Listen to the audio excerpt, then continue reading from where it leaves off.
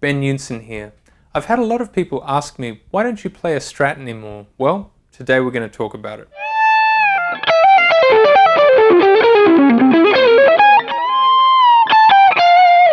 Now before we get started, make sure to hit subscribe down below and click the bell so you don't miss any of my future videos. Also, you can now join me on Patreon, where you'll find exclusive transcriptions of solos I've played here on my YouTube channel, mini lessons that are only available on Patreon, behind the scenes footage, and a whole lot more, so make sure to check it out. And finally, make sure to check out my music, online courses, and bundle packages at my website. Now for those of you who've been following me for some time, you might recall that I played a Strat as my primary guitar between 2015 and 2020. That's about when I retired it. I'm probably best known for playing improvised music, so a Strat may seem like a slightly unusual choice.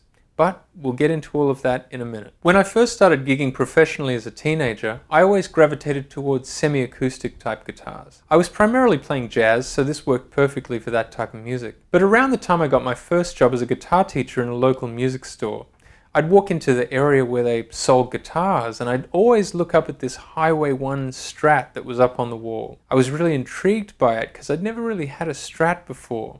I plugged it in and I loved the way it sounded, so I bought it. This was around 2008, and as much as I thought it was a great guitar, I didn't really have a use for it musically, so it ended up sort of just sitting in the corner. I started playing a semi-acoustic again, and then I sold the Strat. I do kind of regret selling it now, but that was a long time ago. Flash forward to 2015, where I found myself living in New York City, where I had lived for several years at that point. Things were going pretty well for me as a working musician, playing in all the clubs in New York and playing on some recordings as well. I had a small collection of guitars that would see me through most types of gigs, but I didn't own a Strat, and I thought, well, could be useful to have one. So by chance, I walked into one of the famous guitar stores in New York City, and I looked down and I saw this blue Strat. I was really intrigued, honestly, by how beaten up it looked. It was sort of almost in a state of disrepair, but I was absolutely intrigued by it and I wanted to play it. My understanding was that it was a 57 reissue from 1982, one of the Fullerton, California reissues.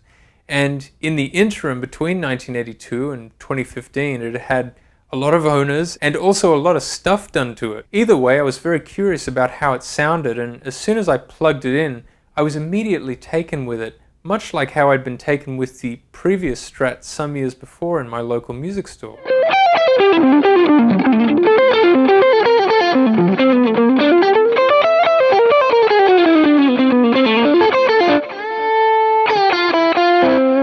So I ended up buying it.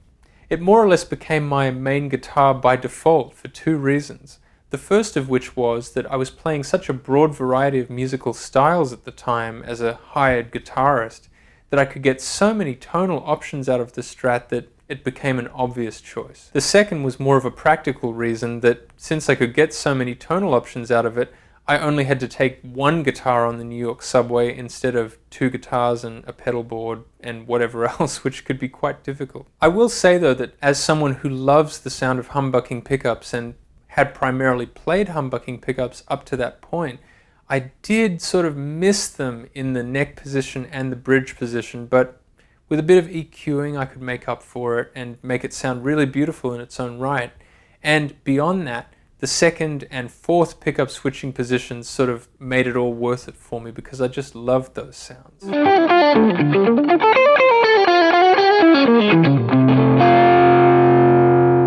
There were a few things I was a little bit worried about with this guitar though. I wasn't quite sure about the condition it was in. I knew it was a bit rickety as much as I loved it already.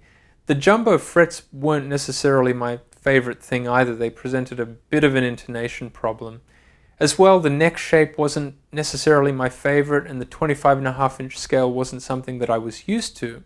But all in all, I plugged it in, I loved the sound, and I thought, okay, that's what we've got to go for. Sound is the most important thing when all is said and done. Not long after I picked up the Strat, I started getting a whole lot more recording work, and I also ended up on a lot of tours across the US and around the whole world, and I took the Strat with me for all of that stuff. And as much as I loved the sound of the guitar every night on whatever show I'd be playing on the road, it did begin to present some challenges when traveling between different countries, different climates. The one-piece maple neck really didn't respond too well to changes in weather.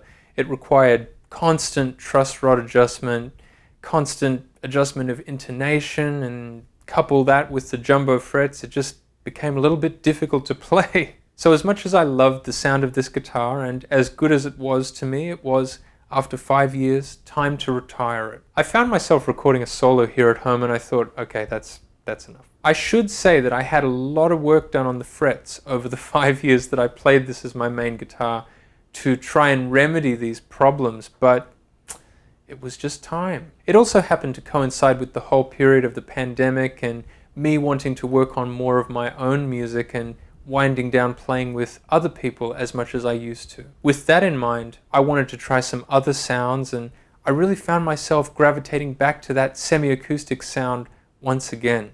So there you have it. When all is said and done, I will always hold on to this guitar.